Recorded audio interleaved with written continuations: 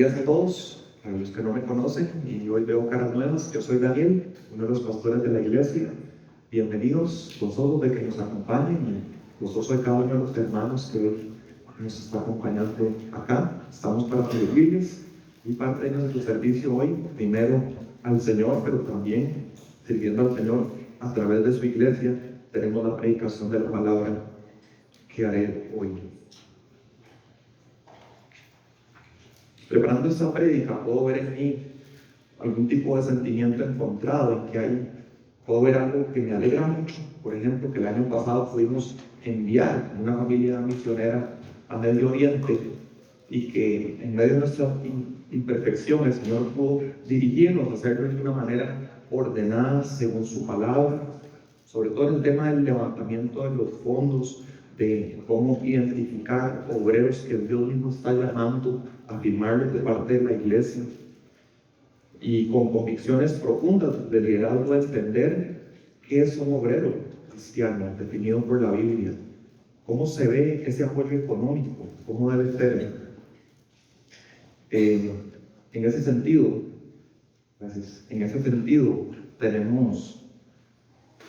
siento esa alegría.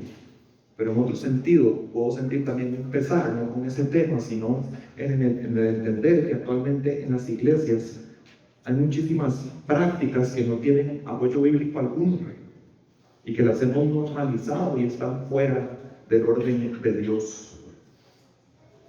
Día tras día participamos de prácticas que caminan sobre esa línea delgada entre el auténtico derecho a manutención bíblica que vamos a ver hoy y volver de la fe y de los dones espirituales una mercancía. Leemos Biblias y la traducción está bajo copyright. Somos ministrados por pastores, consejeros bíblicos, profesores de seminario, líderes que dan equipamientos cristianos, creadores de documentales, autores de libros cristianos, artistas musicales, predicadores en conferencias, desarrolladores de software bíblico y aplicaciones, desarrolladores de contenido cristiano, académicos eruditos, ayudas al prójimo, una serie de cosas que son maravillosas. Yo le doy gracias a Dios por ellas, pero muchas de ellas, incluso dentro de cada categoría que acabo de decir, algunas se hacen de acuerdo al orden bíblico, pero otras no.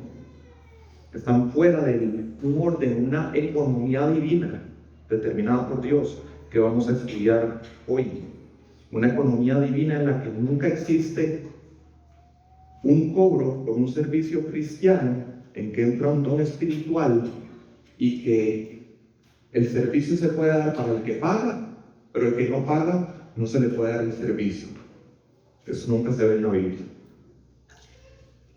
Sino que se den ofrendas voluntarias a Dios, y vemos un Dios que por gracia, no porque se le dan ofrendas, da regalos a su iglesia, que incluye personas específicas y que incluye también los dones espirituales a esas personas, para que esas personas, recibiendo de gracia de parte de Dios, puedan dar también de gracia o gratuitamente a todo el cuerpo de Cristo para un bien común que alcanza a todo miembro. Y aquí es donde debo hacer una aclaración al iniciar, sobre todo porque muchas de estas cosas que dije son ministerios paraeclesiales. Yo le doy gracias a Dios por los ministerios paraeclesiales. Andrés el año pasado ayudó en un paraeclesial. Lo hacemos de diferentes maneras. En la iglesia Paramos de Imponer, que es algo paraeclesial también, participamos de estas cosas.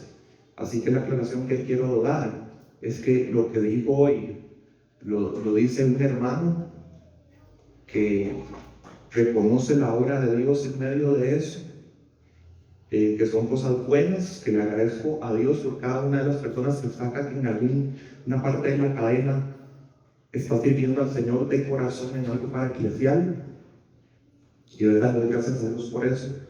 Pero hoy aquí yo soy un hermano nada más abriendo la Biblia, no para imponerles nada, no para darlos sus conciencias, algo que Daniel cree, sino a ver en la Biblia qué es lo que dice sobre economía divina en estas cosas y reflexionar, instruirnos al cambio de que En la iglesia actualmente hay muchas cosas que operan en un orden que no podemos ver ningún paralelo ni ningún aval en la Escritura. Les pido que me acompañen en sus Biblias a 1 Corintios capítulo 9. Seguimos en nuestra serie de predicaciones de esta carta. Estamos en una sección que se trata de las consultas que los corintios le han mandado al apóstol Pablo. Y ahorita estamos viendo una específica que está entre el capítulo 8 hasta capítulo 11, versículo 1, que Pablo le llama lo sacrificado a los ídolos. Se meten los temas de sabiduría, conciencia cristiana, uso de la libertad cristiana.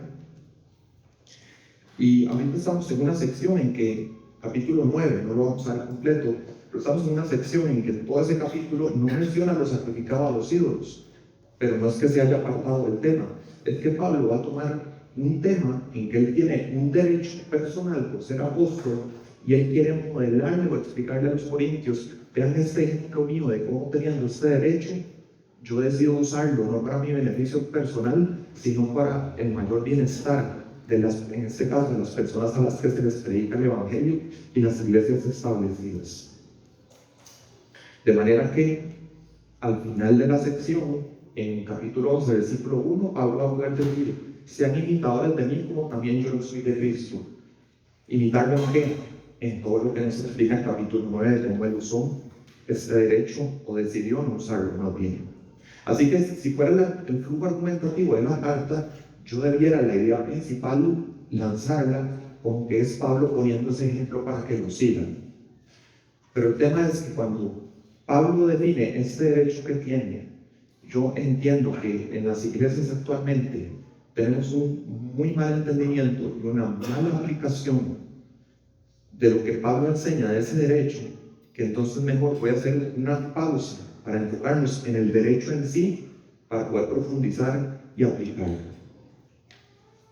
Vamos entonces a leer el texto. Les leo desde la Nueva Biblia de las Américas, 1 Corintios 9. Vamos a leer del versículo 1 hasta el 15. No soy libre, no soy apóstol, no he visto a Jesús nuestro Señor, no son ustedes mi obra del Señor. Si para otros no soy apóstol, por lo menos para ustedes sí lo soy, pues ustedes son el sello de mi apostolado en el Señor. Mi defensa contra los que me examinan es esta: ¿acaso no tenemos derecho a comer y beber? ¿No tenemos derecho a llevar con nosotros una esposa creyente, así como los demás apóstoles y los hermanos del Señor y Cefas? ¿O acaso solo Bernabé y yo no tenemos el derecho a no trabajar? ¿Quién ha servido alguna vez como soldado a sus propias expensas? ¿Quién planta una viña y no come de su fruto? ¿O quién cuida un rebaño y no bebe de la leche del rebaño? ¿Acaso digo esto según el juicio humano? ¿No dice también la ley esto mismo?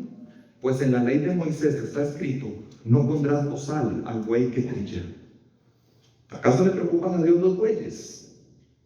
¿O lo dice especialmente por nosotros? Sí, se escribió por nosotros, porque el que ara debe arar con esperanza, y el que trilla debe trillar con la esperanza de recibir de la cosecha. Si en ustedes sembramos lo espiritual, ¿será demasiado que de ustedes cosechemos lo material?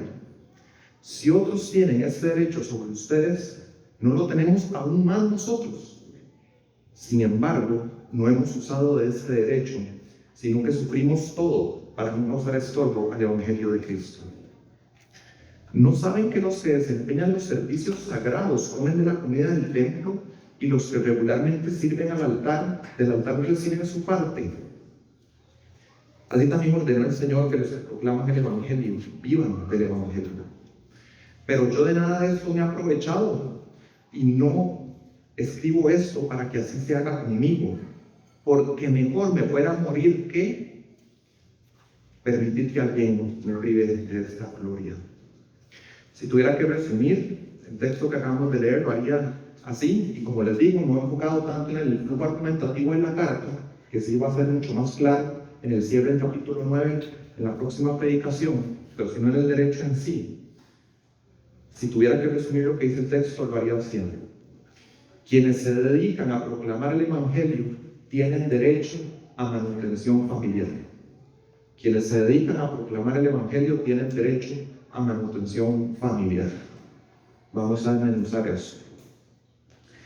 Así que con esa idea, hoy vamos a ver 4 verdades sobre el derecho a sostenimiento de obreros que te instruyan sobre la economía divina. 4 verdades sobre el derecho a sostenimiento de obreros que te instruyen sobre la economía divina. Y realmente hay cada palabra seleccionada. Quiero que el propósito de esta predicación sea instrucción, porque primeramente veo que hay un mal entendimiento. Voy a hablar mucho de la aplicación acercándome al final, pero sobre todo quiero que podamos ver las cosas, economías, movimientos de dinero dentro de la iglesia, como otras iglesias, como paraeclesiales, desde un entendimiento de cómo Dios ha determinado una economía divina para que todo eso funcione. Esta prédica también creo que va a ser más corta, una conversación que pronto tendremos con los diáconos para entender que las cosas las hacemos o reafirmar lo que ya sabemos, que las cosas se hacen de acuerdo a una economía divina y no según otras ideas que puedan venir del mundo. Esas 4 verdades que vamos a ver son las siguientes. El derecho es para el llamado a dedicarse al ministerio. Esa es la primera de las 4 verdades. La segunda es que el derecho consiste en manutención familiar. El tercero es que el derecho es respaldado por 5 argumentos que vamos a ver. Y la cuarta es que el derecho puede no ser usado, como Pablo tenía el derecho pero no lo usó. Entonces vamos a ver la primera verdad para entender que el derecho, ¿para quién es? Es para el llamado a dedicarse al ministerio. Pablo va a explicar cómo él tiene un derecho y renuncia a él, pero resulta que los propios corintios ponían en tela de duda que Pablo siquiera tenía el derecho. Entonces debe empezar por esa primera verdad de decir quién es el que tiene derecho. Él dice, yo tengo derecho. ¿Por qué tiene derecho? Porque es un apóstol. Tiene derecho por ser un apóstol. Jesús comisionó personalmente a 12 apóstoles y sabemos que luego Matías tomó el lugar de Judas, y ahí tenemos los criterios que se usaron que debía cumplir Matías para ocupar el puesto de Judas. Uno importante que Pablo va a mencionar aquí mismo es haber visto a Cristo resucitado. Por ahora es haber visto a Cristo resucitado, como dice en Hechos 1:23. Estos apóstoles, que por lo general les llamamos apóstoles con A mayúscula, son hombres que fueron comisionados directamente por Jesucristo y lo vieron resucitado. Dentro de eso está también el apóstol Pablo. ¿Cómo ocurrió eso? Entendemos que empieza a ocurrir en el tema del camino a Damasco. Ahí el Señor se le aparece y lo llama, lo comisiona. Pablo, además de apelar a esto, de que él sí vio al Señor resucitado, vio a Jesús. Pablo por general habla de Cristo Jesús, Jesucristo. Aquí solo dice Jesús, enfatizando que fue Jesús resucitado lo que vio. Pero también apela a otra evidencia irrefutable. Y esa evidencia irrefutable es que la propia existencia, la existencia en sí de la iglesia en Corinto, de que Dios operó con poder a través de Pablo, como el que pone el fundamento ahí, el que llegó a plantar. Ese poder demuestra de que él es un apóstol legítimo. Y lo habíamos visto en capítulo 3, por ejemplo en un verso 10, donde dijo, conforme a la gracia de Dios que me fue dada, yo como sabio arquitecto puse el fundamento. Entonces Pablo es un apóstol y entonces tiene el derecho por ser apóstol. Ok, ¿cómo sabemos actualmente si alguien tiene ese derecho? Bueno, tenemos toda la escritura para verlo. Tenemos, por ejemplo, Mateo capítulos 9 y 10 y también Lucas capítulos 9 y 10, que fue lo que nos leyó ahora Nan. Esos capítulos vemos a Jesús apuntando a la obra misionera, expansión del Evangelio. Podríamos pensar ahora en plantación de iglesias. También tenemos otro texto, como en el 1 Corintios 5:17, donde dice, los ancianos que gobiernan bien sean considerados dignos de doble honor. Podríamos decir de doble honorario, porque a veces en español nos cuesta ver cómo que honor significa un pago. Bueno, tenemos la palabra honorario que nos ayuda a hacer esa conexión. Entonces, que los ancianos que gobiernan ya sean considerados dignos de doble honorario, principalmente los que trabajan en la predicación y en la enseñanza, porque la Escritura dice: no pondrás bozal al buey cuando trilla, y el obrero es digno de su salario. De los 5 argumentos de respaldo que Pablo utiliza, vamos a ver qué utiliza en nuestra tercera verdad de hoy. 2 de esos 5 los usa en este otro pasaje de 1 Timoteo 5. Entonces entendemos la conexión, entendemos que también ¿quién tiene el derecho? Un pastor de iglesia local que Dios ha llamado a que se aparte a dedicarse al servicio de la iglesia. Y eso está en 1 Timoteo 5, que viéndose unos párrafos está 1 Timoteo 3, en que Dios estipula cuáles son los requisitos de carácter y de actitud para enseñar que tiene que tener ese hombre que Dios llama. Además de misioneros y pastores, entendemos que también pueden tener predicadores itinerantes. Eso lo vemos en 3 Juan del 5 al 8. Quiero leerlo porque hay palabras importantes aquí.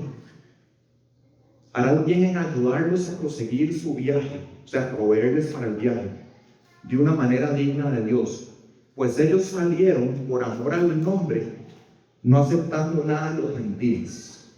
Ahí ya empezamos a ver cosas de economía divina. No está recibiendo a los incrédulos. Viene de un levantamiento de fondos dentro de la iglesia. Por tanto, nosotros debemos acoger a tales hombres para que seamos colaboradores en pro de la verdad. Y esa palabra la vamos a ver una y otra vez. Tal vez no puedo ser exhaustivo hoy, pero siempre se ve este tema de colaborar. Y en el griego está una palabra que dice sin, que es de donde en español tenemos la palabra sinergia, que es que se hace una labor conjunta. También está la palabra koinonia, que tiene que ver también con una comunión, y una palabra que también podría significar socios. De hecho, en Lucas 5:8 se usa como pescadores que son socios. Entonces, para que seamos socios en pro de la verdad. Y más bien en 2 Juan 10:11 te dice que unos que están enseñando doctrina equivocada, en esos no seas hospitalario, ni siquiera los saludes, porque el que los saluda participa en sus malas obras. Entonces, muchas veces lo que se habla es como encaminar a alguien en un viaje, sabiendo que es alguien que es itinerante de un lugar a otro, haciendo la obra del Señor, fortaleciendo iglesias, apoyándolas en evangelismo, etc. En Tito 3:13, encamina a unos hombres y que nada les falte. El propio Pablo a los Corintios, por un lado, vemos que no quiso recibir su derecho de manutención de ellos, pero al mismo tiempo, al final de la carta, capítulo 16, versículo 5, dice que quiere ser encaminado, que es encaminado, es un verbo que tiene fuertes tonos financieros, o sea, quiero que ustedes financieramente me apoyen encaminándome a el siguiente viaje que tiene que ser el viaje a Judea. Y más adelante dice que somos colaboradores con ustedes. ¿Okay? Entendemos entonces esas 3 categorías de cuáles tienen acceso o derecho de Dios al recibir el cierto pago, que luego veremos cuál es. ¿Cómo se confirma el llamado o una comisión divina? Ya no estamos ante el tema de los apóstoles que Dios comisionó directamente. Bueno, un modelo bíblico que directamente tiene que ver con nuestro pasaje de hoy, que Pablo habla del derecho que tienen él y Bernabé. ¿Cómo fue que se confirmó el llamado o comisión divina de Pablo y Bernabé? Hechos 13, versículo 1. En la iglesia que estaba en Antioquía había profetas y maestros: Bernabé, nombra varios más, y Saulo. Mientras ministraban al Señor y ayunaban, el Espíritu Santo dijo: aparten a Bernabé y a Saulo para la obra a la que los he llamado. Entonces, después de ayunar, orar y haber impuesto las manos sobre ellos, los enviaron. Ellos, pues, enviados por el Espíritu Santo, descendieron. Entonces, si le preguntamos al versículo 3, ¿quién los envió? La iglesia local de Antioquía. Si le preguntamos al versículo 4, ¿quién los envió? El Espíritu Santo. Son las dos. Entendemos, por supuesto, que es el Señor quien envía, lo que nos leyó Nano. ¿Quién es el Señor de la cosecha que le rogamos que envíe obreros a su cosecha? Es el Señor el que envía, confirmado por la iglesia local. Lo redacté así: son líderes confirmados en su llamado por iglesias locales verdaderas, representadas por su liderazgo de ancianos, para dedicarse a ese ministerio. Aquí tal vez ya lanzo la primera pregunta de aplicación. ¿Ustedes se han puesto a analizar dentro del contexto cristiano todo lo que tenga que ver con recepción de dinero por parte de alguien? Esa recepción de dinero la hace alguien que está dentro de esas tres categorías: pastor, misionero, predicador itinerante, y tienen el aval de la iglesia local para hacer eso. En el verso 3, Pablo afirma que esto que acaba de dar fue una defensa de que él es un apóstol. Y bueno, a veces la traducción pone como: esta es mi defensa, 2 puntos, como si la defensa viniera después, pero yo, como muchos otros, más bien entiendo que la defensa es lo que acaba de decir. Su defensa es: tengo el derecho porque soy apóstol. Así que por eso incluí el versículo 3 dentro de esta primera verdad. Entonces, habiendo pasado de decir que quién tiene el derecho y que él lo tiene como apóstol, vamos a pasar entonces a la segunda verdad, que entonces habla de cuál es el derecho en sí del que está hablando. ¿A qué se tiene derecho? Entonces pasamos a la segunda verdad sobre el derecho a sostenimiento de obreros que te instruyen sobre la economía divina. Y esa verdad es que el derecho consiste en manutención familiar. Lo tenemos en los versículos del 4 al 6. Pablo hace varias preguntas retóricas. En la primera habla de comer y beber. Comer y beber apuntan a necesidades de subsistencia, ¿verdad? Necesidades básicas de manutención. Luego habla de llevar una esposa creyente consigo. Esto nos apunta a que la manutención es, como puse ahí, familiar, ¿verdad? No, la idea no es que ese hombre pueda, sin distracciones, dedicarse al ministerio, pero que el sostenimiento es porque su esposa sí está trabajando. No, la idea es inclusive, ojalá que la esposa no tenga que trabajar y que la manutención de toda la familia pueda venir por la labor de ese hombre para la iglesia. No es que la esposa no pueda trabajar, que esté prohibido, pero el ideal es esto. Y vemos que así se practicaba en Corinto. Otros apóstoles y los hermanos del Señor podían llegar ahí y la iglesia entendía manutención familiar para estas personas.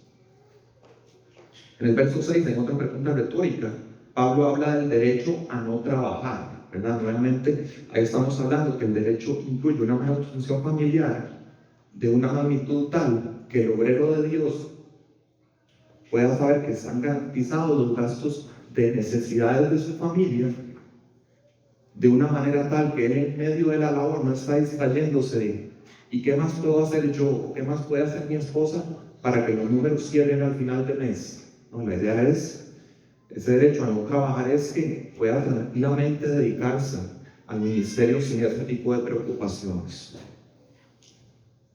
Es para manutención, no es para enriquecerse, no es para excesos, no es para algo que involucre a quien fuera de su núcleo familiar. Tampoco son regalías inciertas en una estructura meramente humana. Entonces aquí puedo ir ampliando la pregunta que planteé en la primera verdad.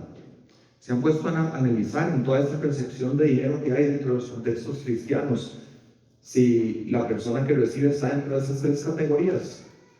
Tiene el aval de la iglesia local, y ahora les sumo. ¿Existe un orden que asegure montos en el ámbito sano de manutención familiar? A este punto entonces Pablo ya dijo quién tiene derecho, ya definió cuál es el derecho. Ahora va a pasar a respaldar con 5 argumentos la existencia de ese derecho. Entonces eso nos lleva a la tercera verdad sobre el derecho a sostenimiento de obreros que te instruyen sobre la economía divina. Y esta tercera verdad, que la tenemos a partir del verso 7, es que el derecho es respaldado por, y de una vez voy a decir las 5, la costumbre en labores afines, versículo 7, la ley de Moisés, versículos del 8 al 10, la historia de la iglesia en Corinto, versículos 11 y 12, el sacerdocio levítico en verso 13 y la orden que dio el Señor Jesús, versículo 14. Da muchos argumentos Pablo, quiere, pues al seguir el mismo flujo que trae Pablo, inevitablemente tengo que traer muchas referencias cruzadas a esta parte de la predicación. Y estos ejemplos son útiles para que entendamos esta economía divina, de cómo Dios quiere que funcione dentro de su iglesia. Entonces vamos a ver primero el primer argumento de respaldar lo del derecho es la costumbre en labores afines, versículo 7. Aquí Pablo simplemente está apelando a la lógica humana de que tiene sentido que en un proyecto haya, por decirlo así, una economía interna autosostenible que garantice la continuidad, de que el fruto que se da en ese proyecto se reinvierta para la continuidad. Y como ejemplo toman 3 labores comunes terrenales, que muchas veces se le asocian a la plantación de iglesias y al ministerio pastoral. Estamos hablando de un soldado en guerra espiritual. Estamos hablando de un agricultor de la cosecha del Señor y estamos hablando de un pastor del rebaño del Señor. Entonces, en ese primer caso, que es el que me voy a enfocar más, que es el del soldado,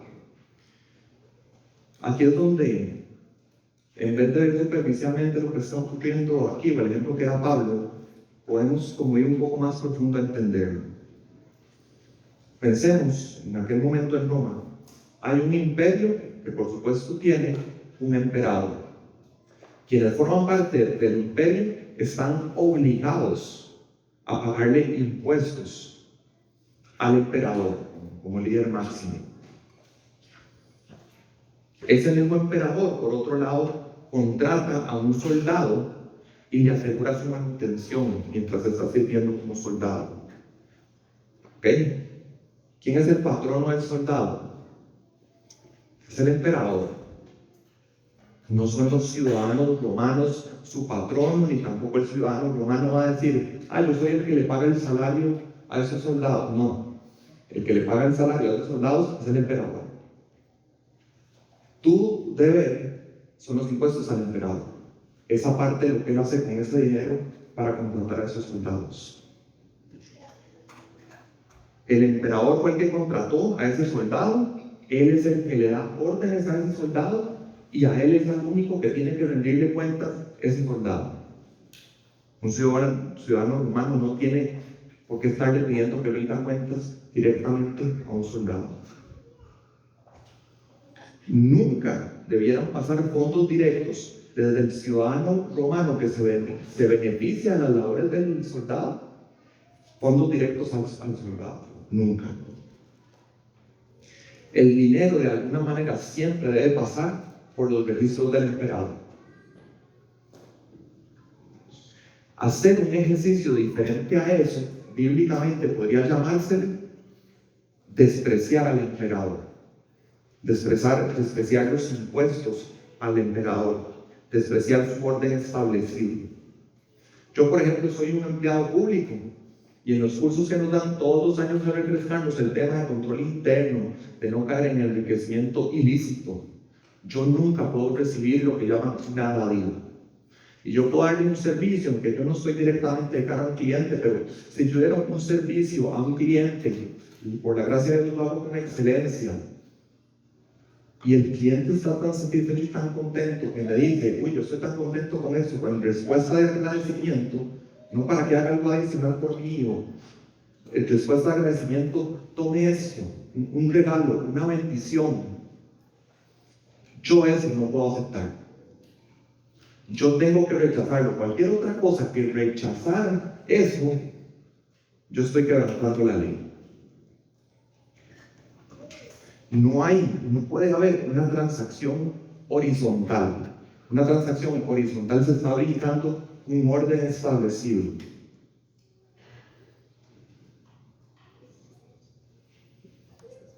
Como hermanos, entonces, es que escuchamos lenguaje, lo escucho más en Estados Unidos, de iglesias que dicen que necesitan contratar a un pastor. ¿Qué es eso de seres humanos contratando a un pastor? El que llama a un pastor es Dios. Lo confirma la iglesia local, que el que lo llama es Dios. O cuando se escucha que una junta directiva despidió a un pastor. ¿Cómo encaja eso dentro de la economía divina? Dios es el que determina, estipula ciertas cosas y bajo ciertas condiciones un pastor puede quedar descalificado. Pero es diferente a que una junta directiva haga un voto para cesar a un pastor. Estos son ideas mercantilistas y empresariales del mundo metidas en la iglesia. Nosotros como iglesia no contratamos a Andrés. Nosotros como iglesia no le pagamos un salario a Andrés. Aunque a veces pudiéramos hablar en los términos, yo lo entiendo. No, nosotros ofrendamos a Dios.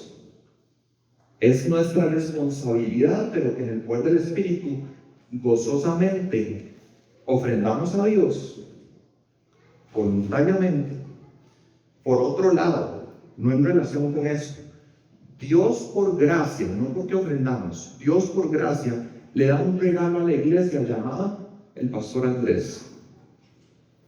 Dios fue el que lo llamó. Dios es el que le da autoridad pastoral. Dios es el que le regala una dotación espiritual. Dios también le da un derecho a una manutención. Y a veces nos empiezan a confundir las cosas. Andrés recibió por gracia esa autoridad pastoral, esos dones espirituales. Él recibió de gracia y debe dar de gracia. Esos mismos dones, él jamás puede poner un muro de pago a un hermano del cuerpo de Cristo, porque él recibió de gracia y debe dar de gracia, que es lo que dice Mateo 10:8, un principio muy importante. Dios ordena, a la iglesia le ordena, tomen de las ofrendas que son a mí y de ahí paguen el salario a este obrero. Pero a veces, como Dios es invisible, podemos caer en una transacción que es meramente horizontal, la iglesia pagando un salario a un pastor, y se nos olvidan los ejercicios espirituales que realmente estamos ofrendándole a Dios, y Dios está dándole un regalo a la iglesia y es Él el que le está pagando.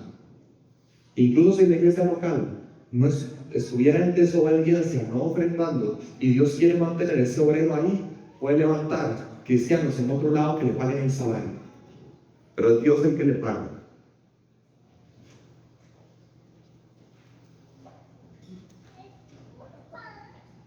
Ningún miembro debe hacerle nunca un pago directo ni a Andrés ni a mí por un servicio personal con nuestros dones espirituales, nunca, sino que esa persona ofrenda a Dios.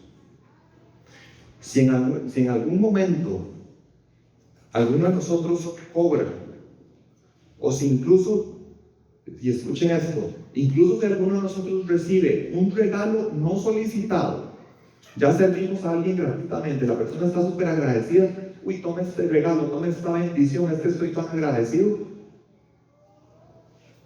El que nos paga y nosotros estamos haciendo del don de Dios una mercancía. Y si le cuesta verlo, vamos a ver textos bíblicos más adelante que lo demuestren. Ese es el ejemplo del soldado. También está el ejemplo de un dueño de un campo que contrata a un plantador de viña. No vamos a entrar tanto en ese. Tenemos otro ejemplo en que el dueño de un rebaño compra a un esclavo pastor y le permite que tome de la leche. Ese tampoco vamos a verlo. Vamos a pasar al segundo argumento de Pablo, que ya no son estos de lógica humana, de estas labores humanas, sino es el argumento desde la ley de Moisés, versículos del 8 al 10. Resulta que en aquellos tiempos tenían que hacer una labor que era separar el grano de la cascarilla. Y algo que resultaba muy práctico era aprovechar la fuerza de los bueyes, que pasaran horas y horas ahí dándole, ayudaban a que se desprendiera, y ya luego como que nada más lo lanzaban al viento, el viento se llevaba la cascarilla y ya quedaba el grano como se necesitaba para su uso.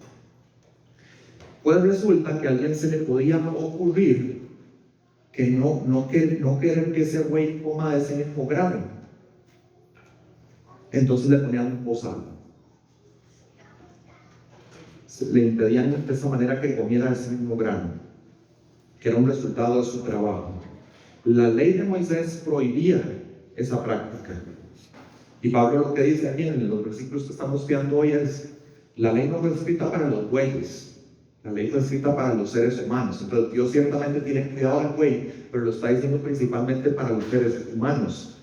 La idea es que el ser humano pueda siempre trabajar en el orden de Dios con una esperanza de que del fruto directo de su propio trabajo, parte de su paga pueda ser recibir beneficio de ese mismo trabajo. Es una esperanza, un entendimiento de que estoy logrando cierto objetivo y de eso mismo viene parte de mi manutención. Y los que querían poner ese bozal partían además de una lógica errada, en que si querían maximizar el grano que quedaba disponible, podían pensar: bueno, si yo le pongo un bozal al buey, más grano para nosotros, más beneficio. Eso es una lógica errada, porque con el avance del tiempo, un buey que no está bien nutrido, al final va a producir menos. Entonces al final, a lo largo del tiempo, lo que va a ocurrir es menos producción, incluso menos producción que si no se le hubiera puesto el bozal. Más bien hay menos producción poniéndole el bozal. De igual forma puede haber iglesias que pueden considerar bueno en lo espiritual y en lo presupuestario, que sus obreros que Dios envía a través de él, los llama a través de ellos, pueden considerar que es bueno en lo espiritual y en lo presupuestario, tenerlos casi en un voto de pobreza. Pero un texto como este claramente lo que nos hace ver es que es mejor un nivel de pago para que este obrero de Dios no esté distraído con otras formas de producir, de generar ingresos para su familia. Una iglesia que no reinvierte en los que son los canales de Dios para nutrirlos espiritualmente, hermanos, va a ser una iglesia que va a venir de más a menos. Por eso siempre nosotros promovemos el reinvertir en el equipamiento de los líderes. Es para nuestro propio beneficio. Eso es bueno para que la iglesia avance, crezca. Ese es el segundo argumento de Pablo, que respalda. El tercero tiene que ver con la historia de la iglesia en Corinto. Y bueno, ya vimos capítulo 3, versículo 10. Claramente Pablo fue el pionero que plantó, que puso el fundamento. Ya establecida la iglesia y ya viendo el fruto espiritual, Pablo tenía derecho, siendo como pastor de la iglesia, en esa transición apostólica, siendo pastor de la iglesia, de recibir manutención familiar.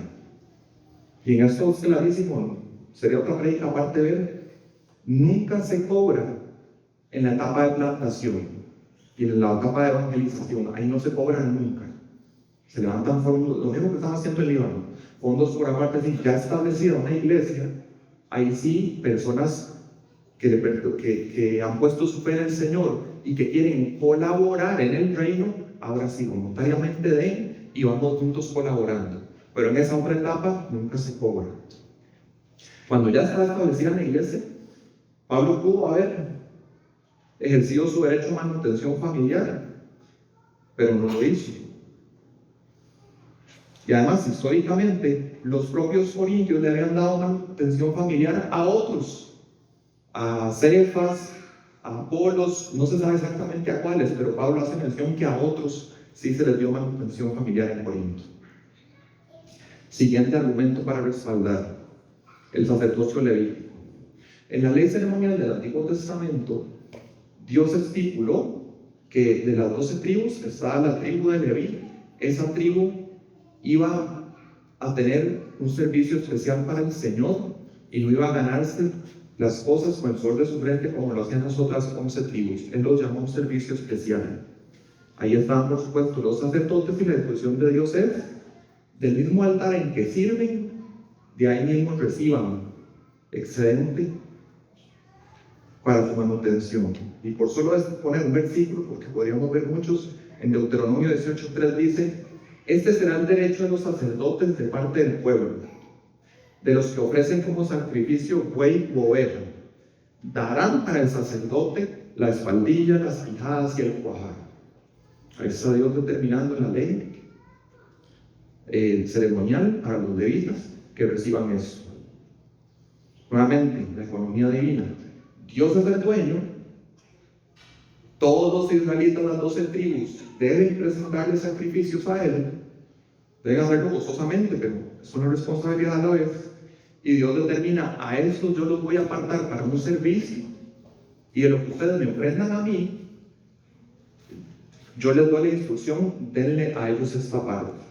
Nuevamente, podría, en la práctica, el día a día parecía muy horizontal, la gente dándole al sacerdote, pero Dios dice, no se les olvide, ustedes están ofrendándome a mí, y yo estoy diciéndoles, tomen de eso que es mío, y denle a estos obreros que yo aparté.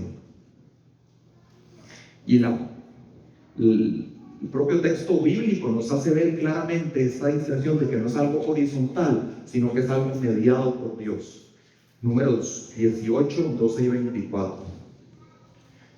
Las primicias que presenten al Señor, y ahora el Señor le habla a los levitas, te las daré a ti. Ofrendas al Señor, te las daré a ti.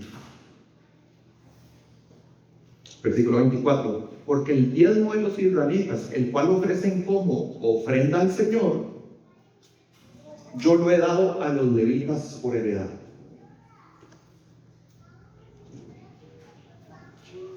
Pues yo les pregunto, hermanos, por poner un ejemplo. Por ejemplo, ustedes cuando han pagado por un curso cristiano, ustedes lo hacen entendiendo, porque el valor del curso es que se lo está dando a alguien con un don espiritual, de enseñanza o del que sea. Cuando ustedes pagan por ese curso, ustedes están entendiendo que ese pago que ustedes están haciendo es una ofrenda al Señor.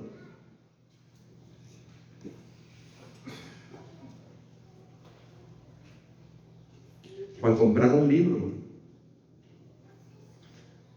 tal vez nos cueste verlo, y está bien que se nos dificulte verlo, más cuando las editoriales cristianas, algunas, ya los dueños ni siquiera son cristianos y se dejan una tajada. Ya entonces no tenemos a Dios recibiendo y apartando obreros con parámetros de carácter probado, de dotación, de darles esa dotación para el bien común de la iglesia, para darle a la iglesia exactamente lo que el cuerpo de Cristo necesita en ese momento. Ya no tenemos eso, sino que tenemos a empresarios incrédulos recibiendo dinero en la iglesia, leyendo un manuscrito para decidir si hacen un contrato de edición, donde entre ciertos parámetros que sí podemos ver que son loables, también en los parámetros está este autor que tan aclamado es en las redes sociales, y qué tan rentable será si hacemos este contrato, para que luego tengan acceso al libro solo los que tienen el dinero para pagarlo. O sea, eso que acabo de escribir, ¿cómo lo haces cuadrar con la economía divina? ¿Cómo? Daniel no quiere andar sus conciencias. Si ve una manera, defiéndalo de la Biblia. No es de la lógica, no es de la experiencia. Defiéndalo con la Biblia. Ahí es donde se pone un poco más difícil. Y lo que más me entristece es que en medio de esta superestructura que se monta, hay cristianos genuinos que aman al Señor, que están sirviéndole de corazón, pero se ha formado ya esta superestructura en que incluso el salario mes a mes de cristianos depende de que esta superestructura siga. Se ve como un monstruo imposible de quitar, que yo creo que hay que quitarlo. No lo digo para condenar a nadie, ni que nadie se sienta mal, ni que nadie se sienta pecando porque paga un curso o compra un libro. Es para llamarnos a que vayamos creciendo a ver las cosas de acuerdo a la economía divina. Siguiente argumento de respaldo, ya el quinto de los 5 que da Pablo, es la orden directa del Señor Jesús, versículo 14. Y no tenemos una cita directa de Jesús en los evangelios que diga: los que proclaman el evangelio, vivan del evangelio, que es lo que Pablo dice ahí. Pero sí tenemos lo que nos leyó Nano en Lucas 9, Lucas 10, específicamente en Lucas 10:7, dice: el obrero es digno de su salario. Por supuesto que Jesús lo dijo en un contexto que podríamos llamar misionero. Capítulo 9 vimos que era el envío de los 12, y en capítulo 10 el envío de los 70. Vemos a Dios, a Jesús, dándoles autoridad, dotándoles espiritualmente para que puedan expulsar demonios, sanar enfermos, resucitar muertos. Y en la narración paralela de Mateo, versículos 7 y 8 dicen: y cuando vayan, prediquen diciendo: el reino de los cielos se ha acercado. Sanen enfermos, resuciten muertos, limpian leprosos, expulsen demonios. De gracia, gratuitamente recibieron. ¿Qué recibieron? La autoridad de Dios, la dotación espiritual para poder hacer esas cosas. Esas mismas cosas, denlas gratuitamente, denlas de gracia. El Señor Jesús es el dueño de la iglesia. Tenemos una obligación hacia Él de ofrendar, que aunque esa obligación a la vez es un deleite, lo ofrendamos porque Él es digno, porque Él es Señor. Ahí estamos, por decirlo así, como en el lado izquierdo de este triángulo, ¿verdad? En que ofrendamos al Señor porque Él es digno, no es por otra cosa. Hablamos de que por gracia fuimos salvos, y por eso, no pagando por nuestra salvación, sino en gratitud respondemos ofrendando, obedeciendo al Señor. Ese mismo Señor, en el otro lado del triángulo, llama a obreros, les da autoridad, los dota espiritualmente, y aquí aplica ese: de gracia recibieron, deben dar de gracia.